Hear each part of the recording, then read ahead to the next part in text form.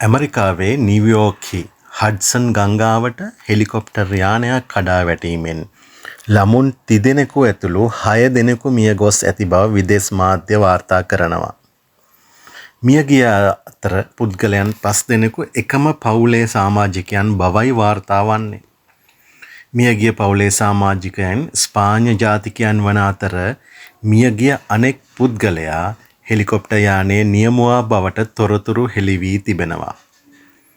අනතුර සිදු වූ අවස්ථාවේ සිව් දෙනෙකු මිය ගොස් ඇති අතර අනෙක් දෙදෙනා රෝහල්ගත කිරීමෙන් අනතුරුව මිය ගොස් තිබෙනවා.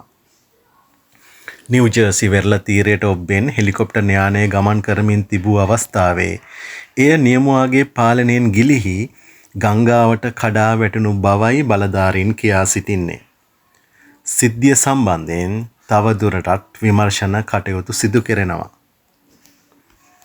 එක තැන්වල ඇඩ්ස් දාන්නේ නැතිව ඔබේ දැන්වීම් හරි තැනක නොමිලේ පළ කරගන්න කැමතිද?